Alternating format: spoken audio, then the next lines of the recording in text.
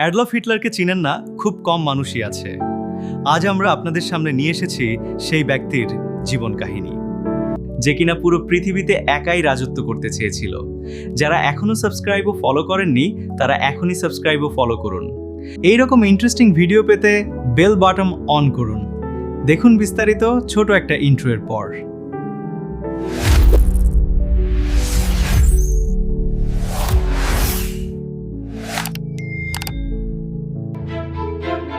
দ্বিতীয় বিশ্বযুদ্ধের কথা মনে আসলে প্রথমেই যে লোকটির চেহারা আমাদের মানসপটে ভেসে ওঠে তিনি অ্যাডলফ হিটলার।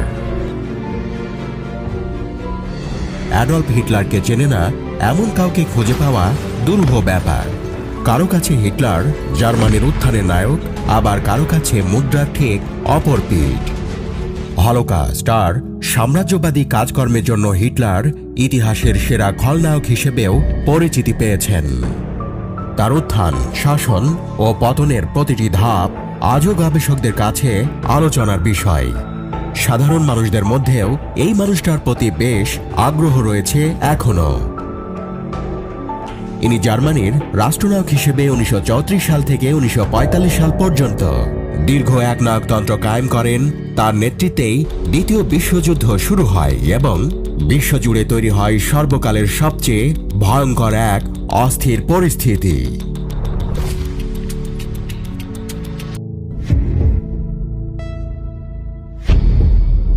হিটলার, যার পুরো নাম অ্যাডলফ হিটলার, জন্ম 1889 সালের 20 এপ্রিল অস্ট্রিয়ার ব্যাভেরিয়ার মাঝামাঝি ব্রনাউ নামে এক আধা গ্রাম আধা শহরে। অ্যাডলফ হিটলার জন্মসূত্রে ছিলেন একজন রোমান ক্যাথলিক খ্রিস্টান। হিটলারের বাবার নাম অ্যালোইস, ছিলেন স্বল্প বেতনের একজন সরকারি কর্মচারী এবং মা ছিলেন গৃহিণী। হিটলার ছিলেন তার বাবার তৃতীয় স্ত্রীর তৃতীয় সন্তান। 6 বছর বয়সে স্থানীয় অবৈতনিক স্কুলে ভর্তি হলেন। ছেলেবেলা থেকে হিটলার ছিলেন একগুঁয়ে, জেদি আর রগচটা। সামান্য ব্যাপারেই রেগে উঠতেন, অকারণে শিক্ষকদের সঙ্গে তর্ক করতেন।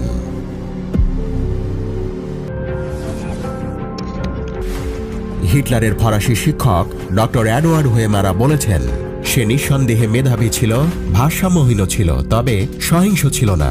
অবশ্য অবাধ্য হিসেবে বিবেচিত ছিল, আর সে কঠোর পরিশ্রমীও ছিল না। কিন্তু পড়াশোনা চেয়ে তাকে বেশি আকৃষ্ট করত ছবি আঁকা। যখনই সময় পেতেন কাগজ পেন্সিল নিয়ে ছবি আঁকতেন। 11 বছর বয়সে ঠিক করলেন আর পড়াশোনা নয়, এবার পুরোপুরি ছবি আঁকতেই মনোযোগী হবেন। স্থানীয় এক আর্ট স্কুলে ভর্তির চেষ্টা করলেন, কিন্তু ভর্তি পরীক্ষায় উত্তীর্ণ হতে পারলেন না। একটা বেসরকারি স্কুলে ভর্তি হলেন। অ্যাডলফ হিটলারের ছোটবেলার বন্ধু অগস্ট কুবিসেক বলেছেন, আত্মীয় স্বজনরা তাকে এমন ফালতু মনে করত যে কিনা সব ধরনের কঠিন কাজ থেকে নিজেকে সরিয়ে রাখত। জার্মানির এতটা ইহুদি বিদ্বেষ, তার কিনা প্রথম প্রেম ছিল এক ইহুদি কিশোরী। অস্ট্রিয়ার লিঞ্জি স্কুলে পড়ার সময় স্টেফানি রাবেস নামের এই কিশোরীর সঙ্গে হিটলারের পরিচয়। হিটলারের বয়স তখন মাত্র 16 বছর। কৈশোরের প্রথমে প্রেমটি ঘটে 1905 সালের বসন্তে। তবে হিটলারের ঘনিষ্ঠ নারীদের কথা বলতে গেলে সবার আগে অবধারিতভাবে যে নামটি চলে আসবে তিনি ইভা ব্রাউন। 17 বছর বয়সী ইভার সঙ্গে পরিচয়ের সময় হিটলার ছিলেন 40 বছরের এক মধ্যবয়স্ক পুরুষ। তবু হিটলারের মাঝে এমন কিছু একটা ছিল যা 23 বছরের ব্যবধানকেও তুচ্ছ প্রমাণ করেছিল ইভার কাছে।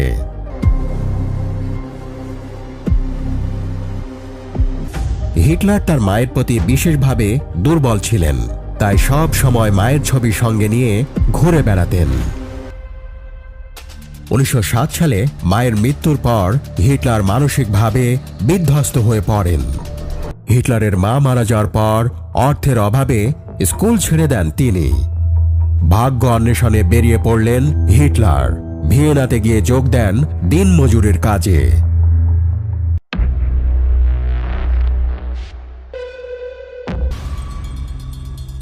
1912 সালে হিটলার ভিয়েনা ছেড়ে মিউনিখে যান। সেই দুঃখ, কষ্ট আর বেঁচে থাকার সংগ্রামে আরও 2 বছর কেটে যায়। 1914 সালে শুরু হয় প্রথম বিশ্বযুদ্ধ। হিটলার সৈনিক হিসেবে জার্মানির সেনাবাহিনীতে যোগদান করেছিলেন। এই যুদ্ধে সাহস ও বীরত্বের পরিচয় দিলেও কোনো পদোন্নতি হয়নি হিটলারের। কিন্তু যুদ্ধ শেষে দেশ জুড়ে বিশৃঙ্খলা দেখা দেয়। এর মধ্যে মাথাচাড়া দিয়ে ওঠে বিভিন্ন বিপ্লবী দল, বিভিন্ন রাজনৈতিক দল। এদের ওপর গোয়েন্দাগিরি করার জন্য হিটলারকে নিয়োগ করেন কর্তৃপক্ষ। সেই সময় প্রধান রাজনৈতিক দল ছিল লেবার পার্টি। তিনি সেই পার্টির সদস্য হলেন। অল্পদিনে পাকাপাকিভাবে পার্টিতে নিজের স্থান করে নিতে সক্ষম হন হিটলার। 1 বছরের মধ্যেই তিনি হন পার্টি প্রধান। দলের নতুন নাম রাখা হয় ন্যাশনাল ওয়ার্কার্স পার্টি। পরবর্তীকালে এই দলকে বলা হতো নাৎসি পার্টি।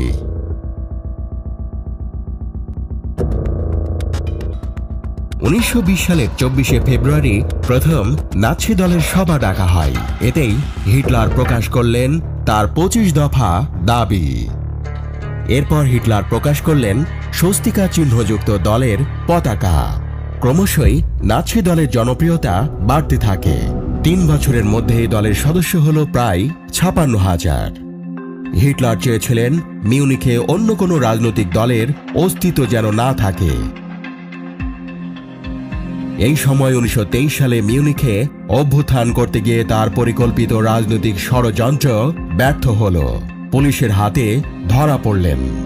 তাকে 1 বছরের জন্য ল্যান্ডসবার্গের পুরনো দুর্গে বন্দী করে রাখা হলো।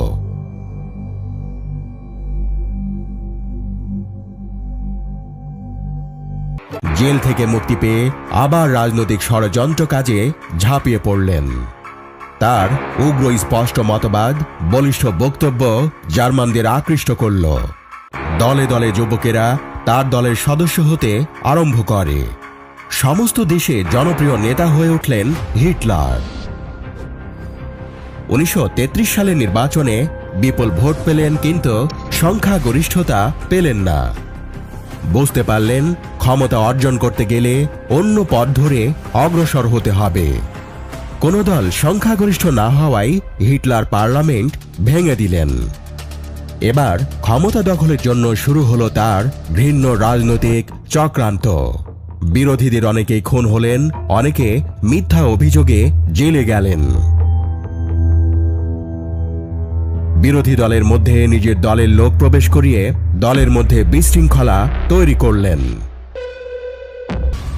অল্প দিনের মধ্যেই বিরোধী পক্ষকে প্রায় নিশ্চিহ্ন করে দিয়ে হিটলার হয়ে উঠলেন শুধু নাৎসি দলে নয়, সমস্ত জার্মানির ভাগ্য বিধাতা।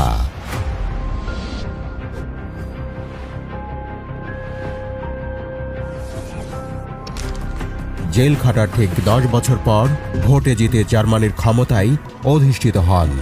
1933 সালে তিনি জার্মানির চ্যান্সেলর নির্বাচিত হন। 1934 সালে হিটলার রাষ্ট্রপতির পরিবর্তে নিজেকে জার্মানির ফুয়েরার হিসেবে ঘোষণা করেন এবং অল্প দিনের মধ্যেই নিজেকে দেশের অবিসংবাদিত নেতা হিসেবে প্রতিষ্ঠিত করলেন। তার এই সাফল্যের মূলে ছিল জনগণকে উদ্দীপিত করার ক্ষমতা। হিটলার রাষ্ট্রের অর্থনীতিকে ঢেলে সাজান, সামরিক বাহিনীকে নতুন নতুন সব অস্ত্র শস্ত্রে সজ্জিত করেন।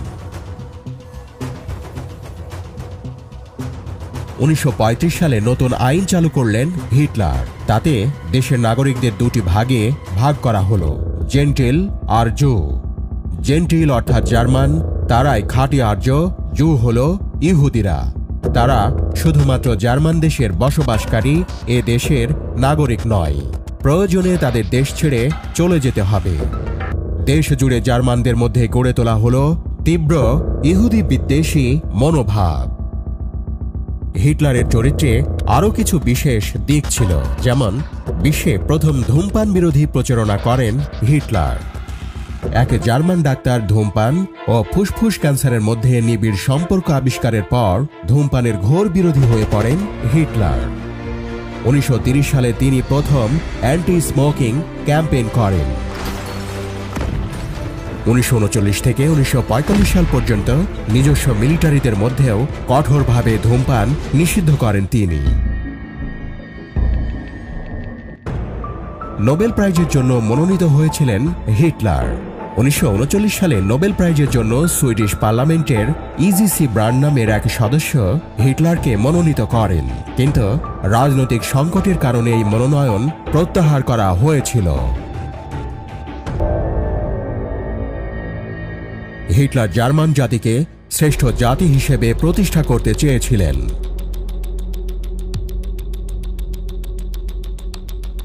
পোল্যান্ডের কাছে ডানজিগ ও পোলিশ করিডর দাবি করলেন হিটলার, যাতে এই অঞ্চলে সৈন্য সমাবেশ ঘটাতে পারেন।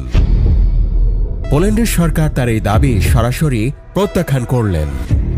তার নেতৃত্বে 1939 সালের 1 সেপ্টেম্বর পোল্যান্ড আক্রমণের মাধ্যমে দ্বিতীয় বিশ্বযুদ্ধ শুরু হয়, যা পরবর্তীতে সমগ্র বিশ্ব জুড়ে ছড়িয়ে পড়ে।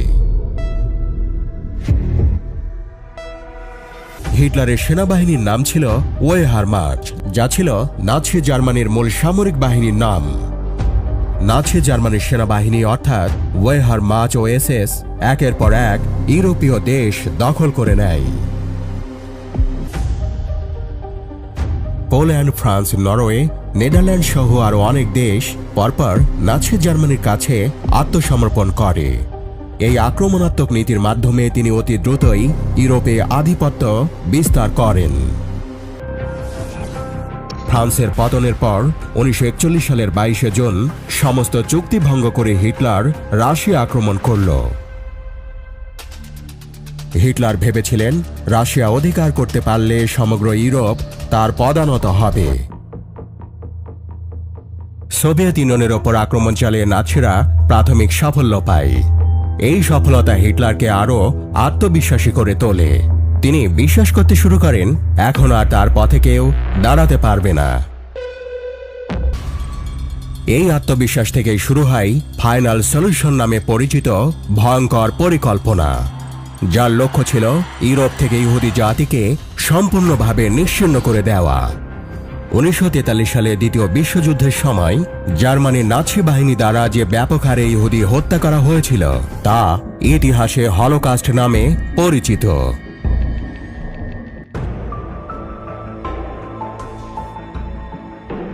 হিটলারের রাজ্য জয় ও বর্ণবাদী আগ্রাসনের কারণে তার আদেশে 60 লক্ষেরও বেশি ইহুদি নারী, পুরুষ ও শিশুকে নিষ্ঠুরভাবে হত্যা করা হয়। তিনি ইহুদিদের হত্যা করতে বানিয়েছিলেন অসংখ্য কনসেন্ট্রেশন ক্যাম্প।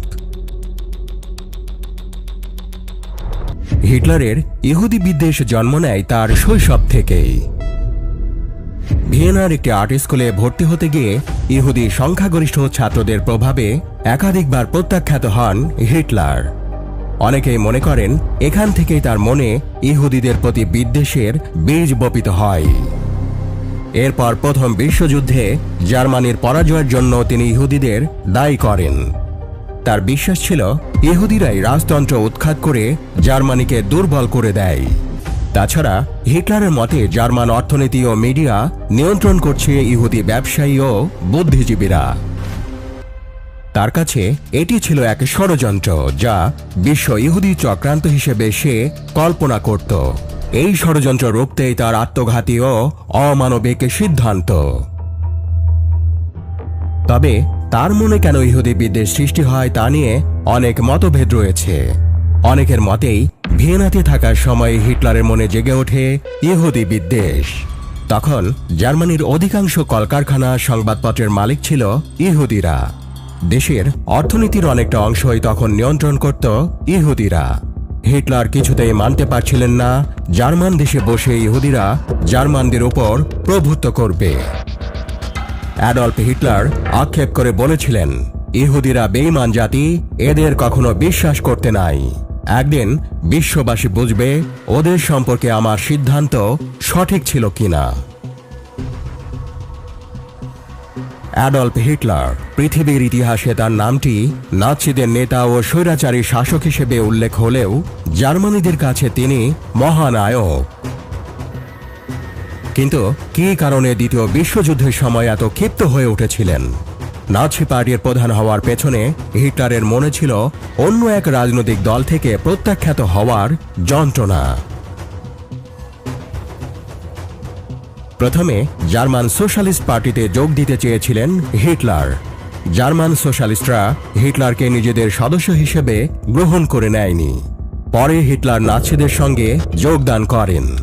1921 সালে তাদের নেতা হয়ে ওঠেন এবং পরের বছর জার্মান সোশ্যালিস্ট পার্টিকে বিলুপ্ত করা হয়। হিটলার তার শত্রুদের বিরুদ্ধে আজীবন প্রতিশোধের খেলায় মেতে ওঠেন। কিন্তু কেন সোশ্যালিস্টরা হিটলারকে নিজেদের দলে টানেনি? কারণ হিটলার মতামত প্রকাশে ছিলেন স্পষ্টবাদী। যদি হিটলার ওই দলে যোগ দিতেন তখন নাৎসিদের ইতিহাস হয়তো এমন হতো না, হয়তো দ্বিতীয় বিশ্বযুদ্ধই ঘটতো না, হতো না হলোকাস্ট। জনশ্রুতি আছে দ্বিতীয় বিশ্বযুদ্ধে হিটলারের নাৎসি বাহিনীর ভয়াবহতা, লক্ষাধিক মানুষের মৃত্যু, গুপ্ত হত্যা এসব কিছুর গোড়াতে রয়েছে ষড়যন্ত্রকারী এক টেলিফোন। এই টেলিফোনের মাধ্যমেই নাকি একের পর এক নিষ্ঠুরতম সব নির্দেশ দিয়েছিলেন অ্যাডলফ হিটলার। এ কারণে অনেকেই হিটলারের এই ফোনকে অভিশপ্ত বলে থাকেন।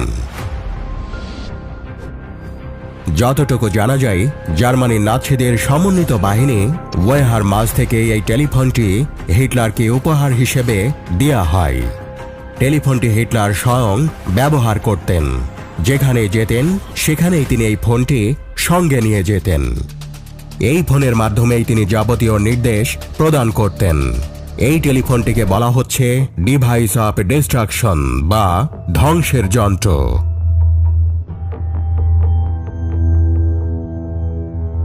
এই ব্যক্তিকে কম করে হলেও 27 বার হত্যার চেষ্টা চালানো হয়েছে। হিটলারকে যতবারই হত্যার চেষ্টা করা হয়ে থাকুক না কেন, প্রতিবারই তা ব্যর্থ হয়েছে। 1945 সালের মধ্যে জার্মানি ধ্বংসস্তূপে পরিণত হয়। 1945 সালের জানুয়ারি মাস থেকে বাংকারে ছিলেন সস্ট্রিক হিটলার। দ্বিতীয় বিশ্বযুদ্ধ শেষ হওয়া পর্যন্ত পরবর্তী সময়ে এই জায়গা হয়ে উঠেছিল হিটলারের প্রধান কর্মক্ষেত্র। অ্যাডলফ হিটলার 1945 সালের 30 এপ্রিল জার্মানির বার্লিন শহরের একটি সুরক্ষিত বাংকারে আত্মহত্যা করেন।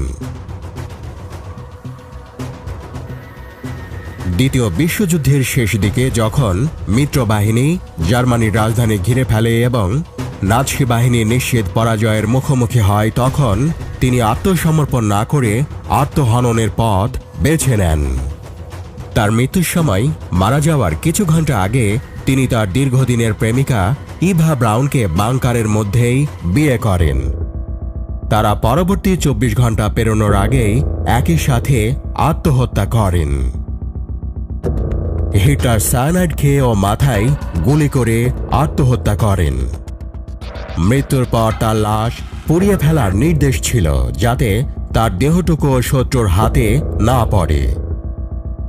যদিও কিছু বিতর্কিত তথ্য এই মানুষটার মৃত্যুকে ঘিরে ভিন্ন কিছু দাবি করে, যেমন তিনি পালিয়ে গিয়েছিলেন দক্ষিণ আমেরিকায় কিংবা আর্জেন্টিনায়, সেখানে 95 বছর পর্যন্ত জীবিত ছিলেন হিটলার। তবে এগুলোর কোনো গ্রহণযোগ্য প্রমাণ নেই। দ্বিতীয় বিশ্বযুদ্ধের পর নাৎসি বাহিনীর অনেক উচ্চপদস্থ কর্মকর্তাই ইউরোপ ছেড়ে আর্জেন্টিনার মতো দক্ষিণ আমেরিকান দেশগুলোতে পালিয়ে যান। 1945 এপ্রিলে আত্মহত্যার মাধ্যমেই নিজের জীবনের ইতি টানেন এই এক নায়ক। একদল ফরাসি বিজ্ঞানী বলছেন তারা নিশ্চিত প্রমাণ পেয়েছেন যে তিনি 1945 সালেই বার্লিনে মারা গিয়েছিলেন। ফরাসি ফরেনসিক বিশেষজ্ঞদের একটি দল রাশিয়ায় সংরক্ষিত হিটলারের দাঁত ও মাথার খুলির অংশ পরীক্ষা করে বলেছেন হিটলার যে বুলেটের আঘাত ও সায়ানাইড পান করার ফলে মারা গিয়েছিলেন, এ ব্যাপারে তারা প্রায় সম্পূর্ণ নিশ্চিত। ইভা ব্রাউন সায়ানাইড বিষ পান করেন আর হিটলার নিজের মাথায় গুলি করেন এবং সম্ভবত সায়ানাইডও গ্রহণ করেছিলেন হিটলার। এভাবেই শেষ হয় বিশ্বের সবচেয়ে নিষ্ঠুর ও আগ্রাসী এক শাসকের উপাখ্যান।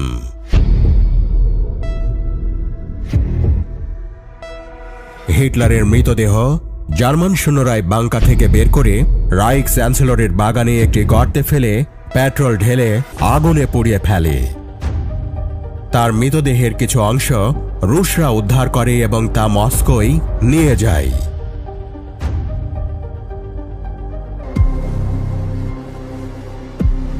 কয়েকদিন পর 7ই মে জার্মানি আত্মসমর্পণ করে।